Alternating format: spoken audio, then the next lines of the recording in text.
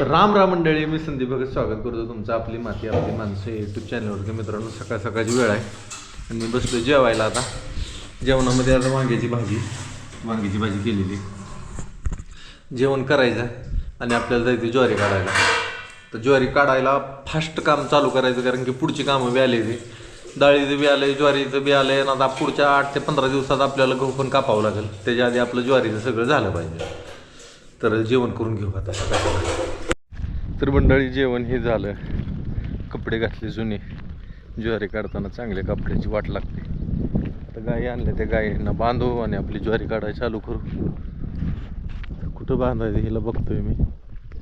थोडंसं तिला खायला बी मिळावं अशा हिशोबात. का इथं जरा वाळलं गवत आहे, परत आपण त्यांना बाटूक टाकू थोडं आणि इथंच बांधू हिला खांबाला. आज जरा वातावरणाने मी साथ दिली म्हणून जरा कमी वाटते मला. थोडं गार वारा सुटले,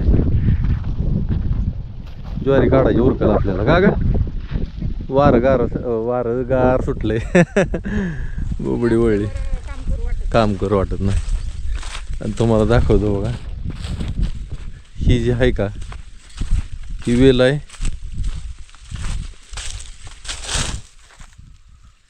काय वासन वेल, नाव बी ध्यानात येत नाही. ऐन उन्हाळ्यात तुम्हाला हिरवागार दिसणार. सगळी ज्वारी वाळून गेली, पण वेल हिरवागार. ही जसं डोळ्याला थंडा वातावरण बघायला वाटतं का नाही, तसं त्याचं गुणधर्म पण आहे. एकदम थंड प्रकृतीचं आहे, थंड. त्याला गरुड वेल सुद्धा म्हणते ती, पाताल गरुडी म्हणते ती. गरुड वेल नाही, पाताल गरुडी. आणि जलजमनी म्हणते हिंदीमध्ये ह्याला. कारण की ह्याचा रस करून जर का तुम्ही थोड्या पाण्यात जर टाकलं, तेवढ्याच प्रमाणात पाण्यात जर टाकलं, तर ती पाण्याला सुद्धा असा घट्ट बनवतं. असं आहे, थंड प्रकृतीचं आहे. महिलांसाठी श्वेतप्रदरामध्ये किंवा रक्तप्रदरामध्ये सुद्धा याचा रस जर घेतला तर तुम्हाला चांगला फायदा होतो. धातुविकारावर चांगलं काम करते.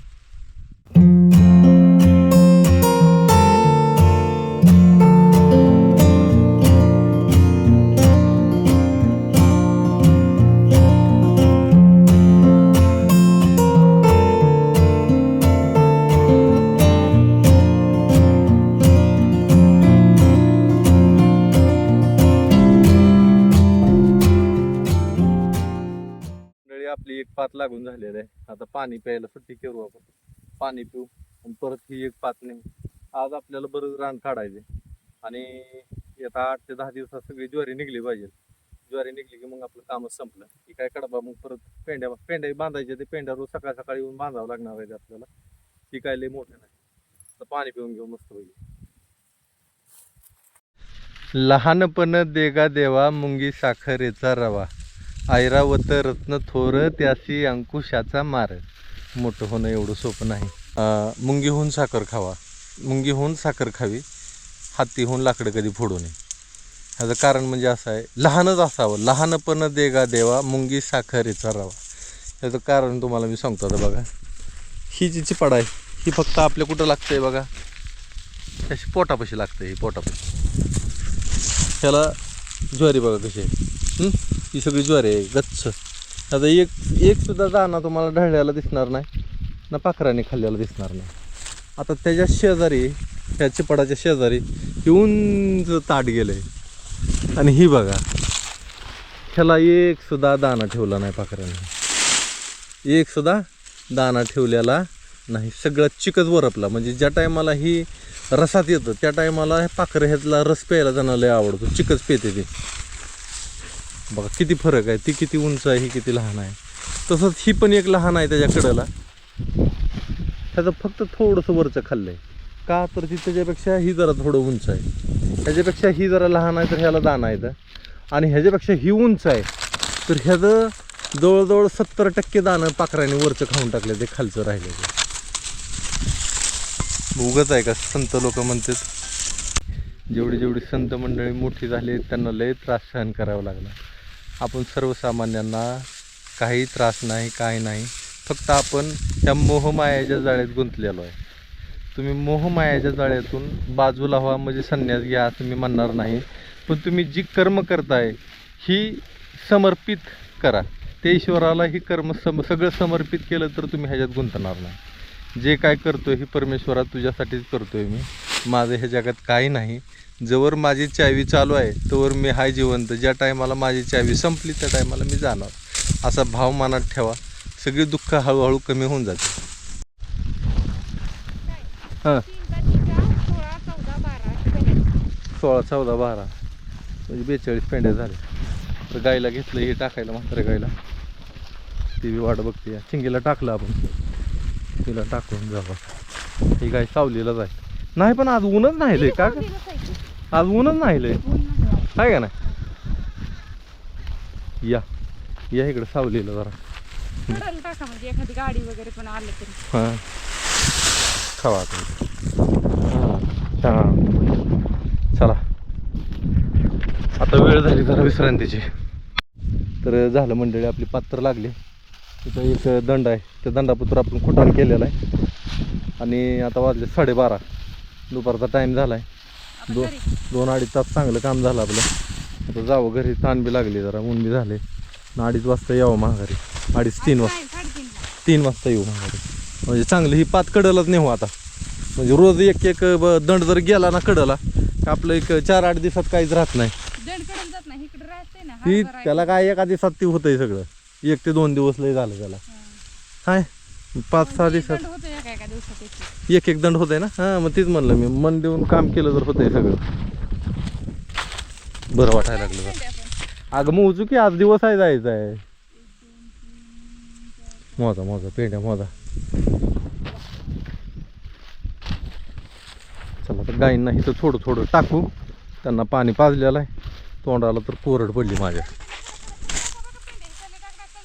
बरं पलीकडे टाकतो. तोंडाला कोरड पडली. घरी जाऊ शांतपणे, पाणी पिऊ, जरा आराम करू. झालं मग. चला दुपारची सुट्टी झाली. आता निघालो आम्ही वर. पण ही नामा येतोय मागं त्याच्यामुळे हिनं हाकलून लावलं त्याला. अजून सकाळसारखे 2-3 पाती लावले की आज बरंच काम होतंय. आणि असंच काम केलं तर 4-8 दिवसात ज्वारी निघेल, नाही तर ज्वारी निघायची नाही. पाण्याच्या 2 बाटल्या घेतल्या, मस्तपैकी निघालोय आता. ह्या भागात जांभळं, आंब ह्याची झाडं नीट येत नाही. ती जांभळं आली तर लवकर फळ लागत नाही त्याला. ही सुद्धा लई दिवसाची जांभळ आहे, पण काय फळ द्याय ना हिला, फळ लागा ना. 5-6 वर्ष झाली काय ह्याला, आहे का ना? मोठं झालं की कसलं अजून कसलं होतं मोठं. फळ लागाय पाहिजे ते. काय जर केलं तरी नामा आलाच.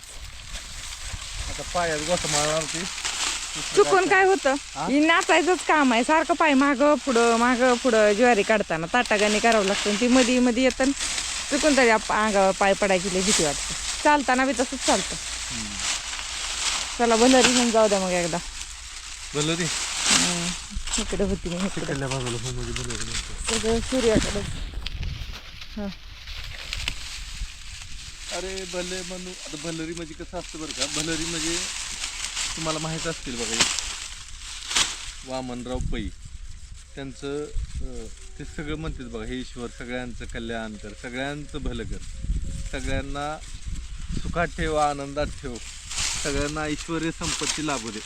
ही जसं एक भलरीच आहे, ही सुद्धा एक भलरीच आहे. म्हणजे भलं व्हावं ही भावना, त्याला म्हणायचं भलरी. हे असं असतं भलरी. ही सुद्धा भलं, सगळ्यांचं भलं व्हावं अशी भलरी. ज्वारी काढताना बरीच जण ही भलरी म्हणते ती, आणि कुठलं तरी आपलं मनोरंजन करते ती. मग त्याचं सुरुवातीचं वाक्य आहे, अरे भलं म्हणू रे, भलं म्हणू दादा, आता भलरी दादा. म्हणजे आपण एखाद्या देवाचं जर चांग भलं म्हणतो बघा, सिद्धनाथाच्या नावानं चांग भलं, म्हणजे सगळं चांगलं व्हावं अशी भावना ह्याच्यात असते. मग भलरी ही सुरुवात अशीच असते, भलं म्हणू रे, भलं म्हणू दादा, आता भलरी दादा, पैगडे दादा न भलरी दादा. अरे भिवू नको रे, भिवू नको वागा, आता भलरी दादा, भलगडी दादा न भलरी दादा. हे असं ही मागं कोणीतरी म्हणायला लागतं तेव्हा ते बरं बी वाटतं, चांगलं वाटतं. पहिली ना माणसं एकत्र कुटुंब असायचं, माणसं भरपूर घरातली कामाला असायची. मग एखादं माग मला तर वाटतंय ना खरं ही जीवनच आहे बरं का.